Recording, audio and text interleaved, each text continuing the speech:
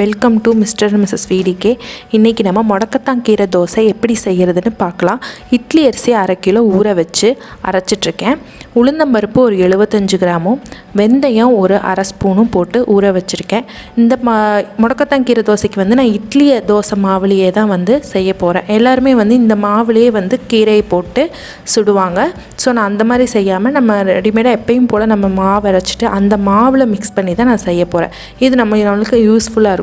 இப்போ அந்த மாவு ரெண்டையுமே மிக்ஸ் பண்ணி ஒரு 2.5 ஸ்பூன் உப்பு போட்டு மாவை அரைச்சி நான் வச்சுருக்கேன். இது புளிச்சதுக்கப்புறம் தான் நம்ம அந்த தோசை பண்ண முடியும்.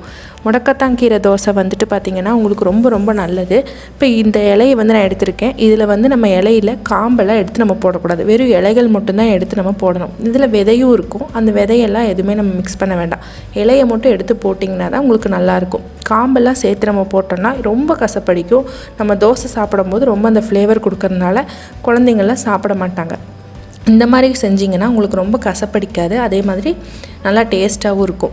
ஸோ நம்ம அந்த மாவோடையே அரைக்கும் போது அந்த முடக்கத்தானோட ஸ்மெல்லு ரொம்ப இருக்கிறனால உங்களுக்கு குழந்தைங்க ஜாஸ்தி சாப்பிட மாட்டாங்களே. அதனால் நான் எப்போயுமே மாவு அரைச்சிட்டு தனியாக இதை அரைச்சி போட்டு தான் நான் செஞ்சு கொடுப்பேன். நல்லாயிருக்கும், டேஸ்ட்டாகவும் இருக்கும். இது உடம்புக்கும் ரொம்ப நல்லது. பார்த்திங்களா, இந்த மாதிரி விதை இருக்கும். இந்த விதையெல்லாம் நீங்கள் ரிமூவ் பண்ணிடுங்க. அதெல்லாம் நம்ம போட வேண்டிய அவசியம் கிடையாது. இதெல்லாம் எடுத்து போட்டுட்டு பூச்சி இருக்கிற இலை அதெல்லாமே கூட நம்ம எடுத்து வேஸ்ட்டாக போட்டுறணும். இந்த இதுதான் மட்டும் தேவைப்படும். இப்போ நல்லா அதை வாஷ் பண்ணிக்கோங்க. அப்போதைக்கப்போ இதை செஞ்சு இது பண்ணால் கொஞ்சம் நல்லாயிருக்கும். ஃப்ரிட்ஜில் வச்சு நம்ம யூஸ் பண்ணுறத விட அப்பப்போ செஞ்சு பார்த்திங்கன்னா நல்லாயிருக்கும். இப்போ நான் 1 கட்டு எடுத்திருக்கேன். அந்த அரைச்ச மாவில் 1/2 கிலோ மாவு தான் நான் அரைச்சிருக்கேன். ஸோ அந்த 1/2 கிலோ மாவுக்கு 1 கட்டு கரெக்டாக இருக்கும்.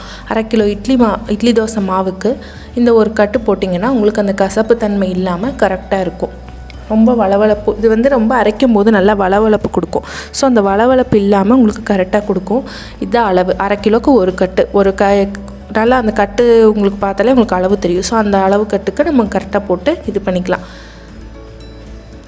இப்போ நான் மிக்சியில் தான் போட்டு அரைக்க போகிறேன். ஃபஸ்ட்டு நம்ம தண்ணி ஊற்றாமல் நல்லா வாஷ் பண்ணிக்கலாம். தண்ணி ஊற்றாமல் தான் மிக்சியில் அரைக்கணும். ஸோ நம்ம வாஷ் பண்ணும்போது நல்லா மண்ணெல்லாம் இருக்கும். அதனால் நல்லா நீங்கள் வாஷ் பண்ணிடுங்க. நிறைய 2-3 தடவை வாஷ் பண்ணிங்கன்னா உங்களுக்கு சத்து எல்லாமே போயிடும். ஒரு தடவை வாஷ் பண்ணும்போது நல்லா கலக்கி அதை வாஷ் பண்ணிக்கோங்க. மிக்சியில் தான் நான் அரைக்கிறேன். மிக்சியில் அரைச்சிட்டு நீங்கள் அந்த மிக்ஸி ஜார் யூஸ் பண்ணும்போது ரொம்ப கசப்படிக்கும் நீங்கள் சொல்ல வேண்டாம். நல்லா அதை க்ளீன் பண்ணும்போது நல்லா என்ன சொல்கிறது, ஒரு பிஞ்சு ஆப்ப சோடா விட்டோ இல்லை லெமன் விட்டோ நல்லா நீங்கள் வாஷ் பண்ணிட்டீங்கன்னா உங்களுக்கு அந்த ஸ்மெல் இல்லாமல் சரியாயிடும். அந்த கசப்பு தன்மை இருக்காது. அதனால் நான் மிக்சியில் போட்டு அரைச்சிட்டு நான் நல்லா ஜாரை மிக்ஸ் பண்ணி நல்லா வாஷ் பண்ணிடுவேன். ஸோ இந்த மாதிரி தான் நான் அரைச்சிட்ருக்கேன். இந்த முடக்கத்தான் கீரை தோசைங்கிறது உங்களுக்கு ரொம்ப ரொம்ப உடம்புக்கு ரொம்ப நல்லது. இடுப்பு வலிக்கு, மூட்டு வலிக்கு எல்லாம் ரொம்ப பயனுள்ளதாக இருக்கும். ஸோ இது மாதத்துக்கு ஒரு தடவையாவது இதை நீங்கள் எடுத்துக்கிட்டிங்கன்னா ரொம்ப நல்லது. சின்னவங்கள்லேருந்து வயசானவங்க வரைக்குமே இது சாப்பிட்லாம். நம்ம செய்கிற டேஸ்ட்டை பொறுத்து தான். இந்த மாதிரி வளவலன்னு இருக்கும். நம்ம கொஞ்சம் கொஞ்சம் தண்ணி ஊற்றி நல்லா அரைச்சிக்கலாம். இட்லி தோசை மாவில் நீங்கள் அரைக்கிறீங்க அப்படின்னா இந்த மாதிரி அரைக்கும்போது இப்போது ஆயில் யூஸ் பண்ணாதவங்க, வயசானவங்க சில பேர் ஆயில் நிறைய யூஸ் பண்ண மாட்டாங்க இல்லையா. ஸோ அதனால் நீங்கள் இந்த மாவு நம்ம கெட்டியாக கலக்கிட்டு இது நீங்கள் இட்லி வார்த்தும் கொடுக்கலாம். இட்லி சுட்டு சாப்பிட்டாலும் வயசானவங்க சாப்பிடும்போது அவங்களுக்கு டேஸ்ட்டாக தான் இருக்கும், நல்லா சாப்பிட்டுக்குவாங்க. இப்போ நான் இதெல்லாம் அரைச்சி இந்த மாவுலேயே கலக்கிட்டேன். இதில் நிறையா விதமாக பண்ணுவாங்க. இப்போ அதே மாவோடையே அரைச்சி இது பண்ணுறவங்களும் இருக்குது. அதே மாதிரி இந்த தோசை வார்க்கும்போது அதுக்கு மோர் மிளகா இருக்கு இல்லையா, அதை வறுத்து அந்த தோசை மேலே பொடியாக ஃபுல்லாக ஸ்ப்ரெட் பண்ணி அதை திருப்பி போட்டு அந்த மாதிரி சாப்பிட்றவங்களும் இருக்குது. நான் இன்றைக்கி ப்ளெயின் தோசை தான் பண்ணியிருக்கேன்.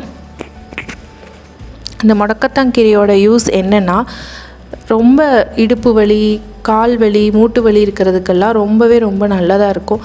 அதே மாதிரி இந்த மெனோபாஸ் ஆகிற லேடிஸ்க்கெல்லாம் ரொம்பவே யூஸ்ஃபுல்லான ஒரு இதுதான் அந்த கீரை.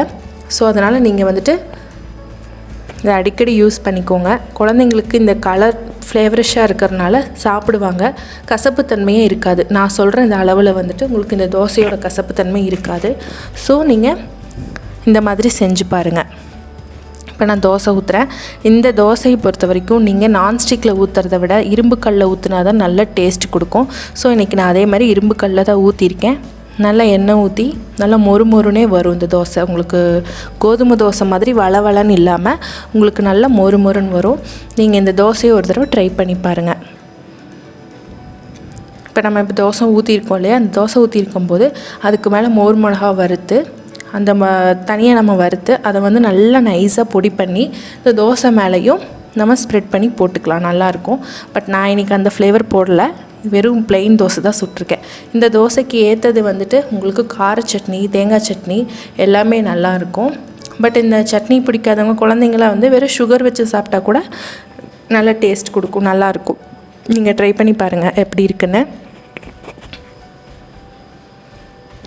இது நம்ம தனியாகவே நீங்கள் வந்துட்டு இதே மாவில் நம்ம கெட்டியாக ஊற்றும் போது நீங்கள் இட்லிக்கும் ஊற்றி நீங்கள் சாப்பிட்லாம், இட்லிக்கும் நல்லாயிருக்கும். தோசை ரெடி ஆகிடுச்சு. இந்த மாதிரி உங்களுக்கு 1/2 கிலோ மாவுக்கு ஒரு 25 தோசையாவது நல்லாவே சுடலாம். 25 தோசைக்கு மேலேயே சுடலாம், நிறையா தோசை வரும். ஸோ அதனால் இதை நீங்கள் ஃப்ரிட்ஜில் ஸ்டோர் பண்ணி வச்சும் சாப்பிட்லாம். மேக்ஸிமம் ஒரு 2 or 3 டேஸ்க்குள்ளேயே நீங்கள் சாப்பிட்டு தீர்த்திடணும். ரொம்ப நாள் வச்சுருந்தா அதோட சத்து எல்லாமே ஃப்ரிட்ஜில் வச்சுருக்கறனால போயிடும். அதனால் நம்ம அன்னன்னைக்கு செய்கிறதே ரொம்ப ரொம்ப நல்லது. ரெடி ஆகிடுச்சு. இந்த வீடியோ உங்களுக்கு பிடிச்சிருந்தா லைக் பண்ணுங்கள், ஷேர் பண்ணுங்கள், கமெண்ட் பண்ணுங்கள், மறக்காமல் சப்ஸ்கிரைப் பண்ணுங்கள். தேங்க்யூ.